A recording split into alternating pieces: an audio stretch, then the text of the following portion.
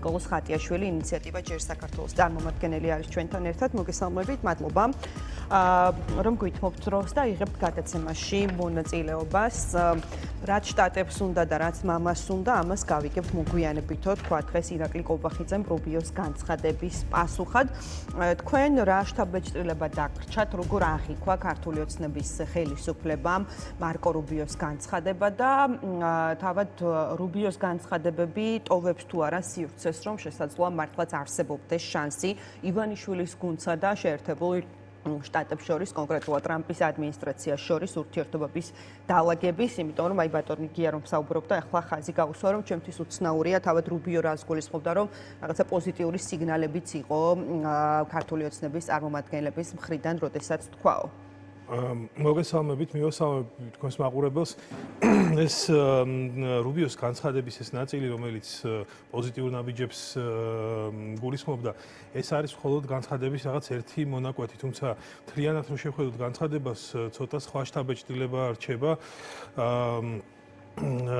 მოსახლეობას, ანუ პირველი ის, რომ ჯო ვილსონის დასმულ კითხვაზე როდესაც მან შეფასებითი ნაწილიც დაუმატა ამ კითხვას იგივე ჩინეთთან დაკავშირებით, იგივე ირანთან დაკავშირებით, რუბიომ ძალიან ხაზგასმით აღნიშნა, რომ ჩვენ ვეთანხმებით, რაც ჩვენ თქვიო, დაახლოებით ეგეთი პათოსი იყო და ეს საკითხები იყო ჩვენი, ასე ვთქვათ, შეშფოთების საგანი. ანუ ამითი მაგან დაამტკიცა, რომ ეს არ არის მხოლოდ ბაიდენის ადმინისტრაციის მიდგომა და შეფასება, არამედ ეს ამას ტრამპის ადმინისტრაციას ფიქრობდა და სწორედ ამ განცხადების ამ ნაწილით ბოლო პერიოდში აი ეს სწორედ ნარატიული ნაწილი, რომელიც საუბრობდა იმასთან დაკავშირებით, რომ ეს დღეს რა ურთიერთობებიც გვაქვს ჩვენ ამერიკასთან, ეს ბაიდენის ადმინისტრაციის ბრალი არის, ხო, ანუ მთლიანად დაიმსხვრა.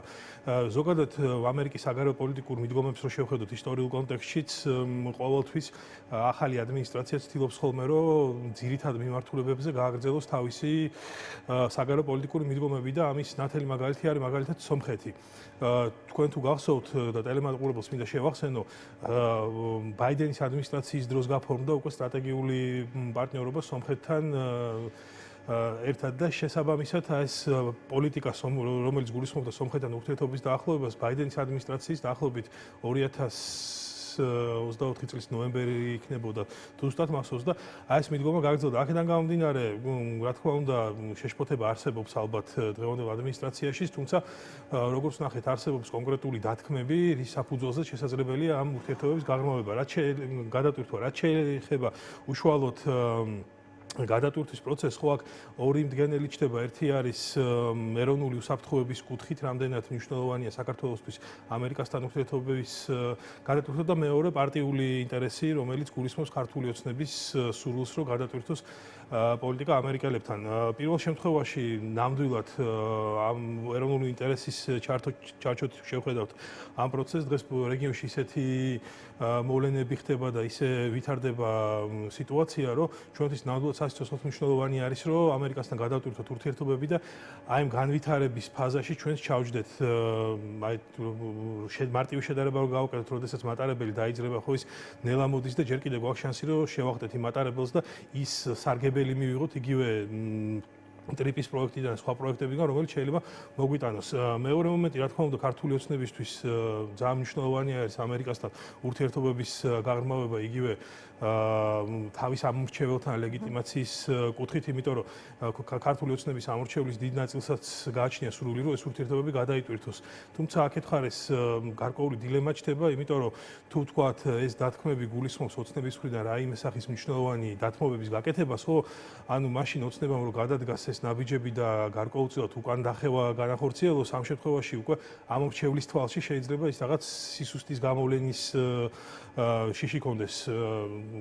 მარტივად ვთქვათ, აი ესეთი დილემა არსებობს. აქედან გამომდინარე, რა გადაწყვეტილებას მიიღებს ქართული ოცნება ამერიკასთან დაკავშირებით, ამას ალბათ მომდევნო თვეების განმავლობაში ჩვენ დავინახავთ კონკრეტული ნაბიჯები. ჯერ არა აქვს გადაწყვეტილება მიღებული, როგორც ჩანს. მე ბოლო რამდენიმე დღეს თუ შევხედავ და დღევანდელ განცხადებებს თუ გავითვალისწინებთ, ამის განცდა ჯერჯერობით არ რჩება, თუმცა ჩვენ გვინახავს, რომ როდესაც ქართული ოცნების მხრიდან კეთება რაღაც კონკრეტული განცხადებები კონკრეტულ საკითხებთან დაკავშირებით, თუმცა ძალიან მალევე ეს გადაწყვეტილები რადიკალურად იცვლება. აქედან გამომდინარე, არ გამოურიცხავ, რომ ეს მიდგომაც შეიცვალოს და ეს რაღაც კონკრეტული გადაწყვეტილებები იქნებს მიღებული, რომელიც მიმართული იქნება, თქვათ, საერთო პოლიტიკური სტაბილურობის უზრუნველსაყოფად, რაც რეალურად ამერიკის სახელმწიფო დეპარტამენტმა განაცხადა თავის განცხადებაში. რა შეიძლება იყოს ეს? მოდით მაშინ ამაზეც ვისაუბროთ. რას ითხოვს კონკრეტულად შეერთებული შტატები ქართული ოცნებისგან? ტრაექტორია იყო ნახსენები? როგორ შეიძლება ეს აღვიქვათ? ხო, ანუ მე ალბათ დავაკავშირებდი რუბიოს განცხადებასაც და სახელმწიფო დეპარტამენტის განცხადებასთან ვიზიტის შემდგომი.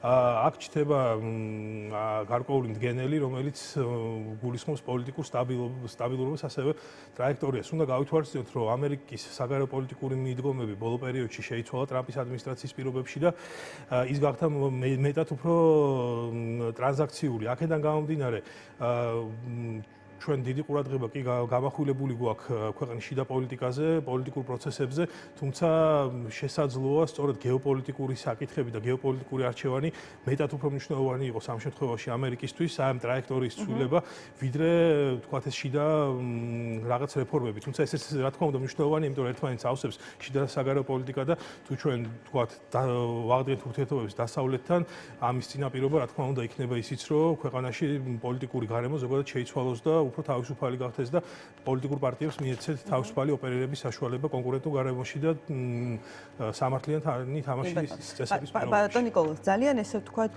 მძაფრად რეაგირებს ქართული ოცნება, არა თუ რაღაც იმაზე, რომ პრორუსულ ხელისუფლებად მოიხსენიებენ, არამედ რაღაცა პროჩინური, პროირანული, ხო, მათ შორის ვილსონის მხრიდან სწორედ ამ კონტექსტშიც იყო ხაზი გასმული შეკითხვის დასმის დროს და მათი პასუხი ესეთი არის, რაღაცნაირად ესე ბანალურად და პრიმიტიულად რომ ახსნათ, რომ აი ასგვერდში ნორმალური ურთიერთობა გვაქვს იგივე თუნდაც ირანთან და ჩინეთთან, ჩვენ გარას ითხოვს თავად შეერთებული შტატები ცდილობს ურთიერთობების დალაგებას ჩინეთთან. ესეთი იყო კობახიძის პასუხი. რა სიტყვით ამ ნაწილთან დაკავშირებით?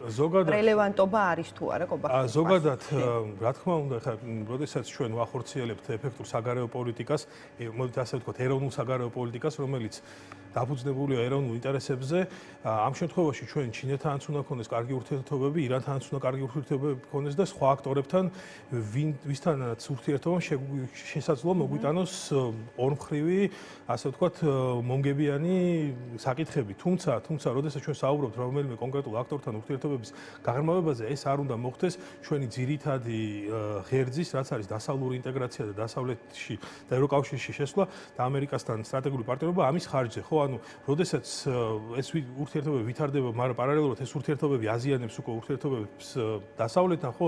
ეს უკვე პრობლემა არის და ეს უკვე გარკვეულ გამოწვევებთან არის დაკავშირებული და იწვევს იზოლაციას და შესაბამისად ასეთ მოცემულობაში ასეთი ნაბიჯები, რა თქმა უნდა, დამაზიანებელია, თუმცა კიდევ ერთხელ ვიმეორებ, რომ ჩინეთთანაც და ირანთანაც შესაძლოა კარგი ურთიერთობები გქონდეს, ურთიერთსასარგებლო, მაგრამ ამის ხარჯზე არ უნდა დაზიანდეს დასავლეთთან წლების განმავლობაში და წლების განმავლობაში ასე ვთქვათ ჩამოყალიბებულია ეს კავშირები, რაც ჩვენ გვქონდა. ანუ ქართული ოცნების პრობლემა მათ შორის რაღაც ჩინეთთან და ირანთან კარგი ურთიერთობა კი არა, მისი ცუდი ურთიერთობა არის დასავლეთთან შეიძლება. ზუსტად აი აქეთკენ მივდივარ და არ უნდა მოხდეს ამ აღმოსავლეთ აქტორების ჩანაცვლება უკვე დასავლური აქტორებით, რა, იმიტომ რომ ჩვენ ყველა ქვეყანასთან გვაქვს და აქტორთან ინდივიდუალური მიდგომა და შესაბამისად ეს გარკვეული პოლიტიკა ხო ანუ რაღაც ეფექტურობას გვაძლევს და ასე შემდეგ და როდესაც შენ უკვე ცვლი ამ ყველაფერს რაც წლების განმავლობაში უკვე ჩამოყალიბდა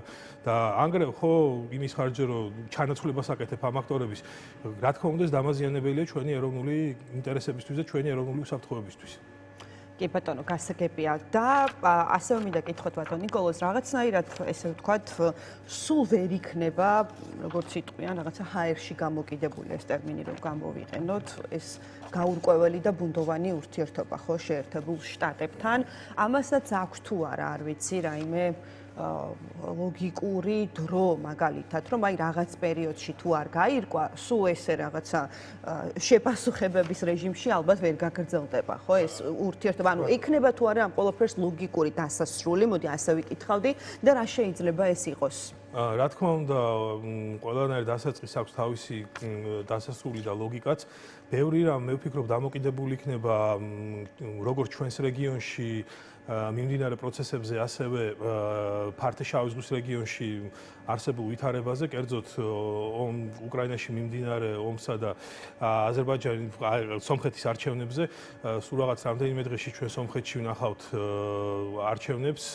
თუ ფაშინიანმა მოახერხა ამ არჩევნებში გამარჯვება და ქვეყანაში პოლიტიკური სტაბილურობის ელემენტი შემოტანა და საბოლოოდ აიღო ხელში ძალაუფლება, მაშინ ამას სავარაუდოდ პოზიტიური ნაბიჯები ექნება არა მხოლოდ სომხეთისთვის, არამედ მთლიანად რეგიონისთვის, განსაკუთრებით რუსული გავლენების შემცირების კონტექსტში და მეორე მდგენელი, რა თქმა უნდა, ეს არის უკრაინაში მიმდინარე ომი, სადაც უკრაინა ბოლო პერიოდში მნიშვნელოვან წარმატებას აღწევს, ხოლო რუსული ეკონომიკა სერიოზული გამოწვევების წინაშე დადგა და აი სწორედ რუსეთის დასუსტებით, რუსული გავლენების დასუსტებით და ამ გეოპოლიტიკური ძვრებით, რაც მიმდინარეობს ფართე-შავი ზღვის რეგიონში, ეს კიდევ უფრო შეასუსტებს ზოგადად რუსულ გავლენებს და სხვა ფაქტორების გავლენებს ჩვენს რეგიონში, კერძოდ სამხრეთ კავკასიაში. აქედან გამომდინარე, სწორედ ეს კონიუნქტურა, როდესაც აზერბაიჯანი ცდილობს შეამციროს რუსული გავლენები სომხეთიც, იმედია მიაღწევს ამას საბოლოოდ უკვე აი მოცემულობაში ჩვენ როგორც კავკასიის განუყოფელი ნაწილი, ხო, ანუ ჩვენც ხვდებით და საბოლოო ჯამში ალბათ ქართული ოცნება იძულებული გახდება, რომ შეცვალოს თავისი პოლიტიკური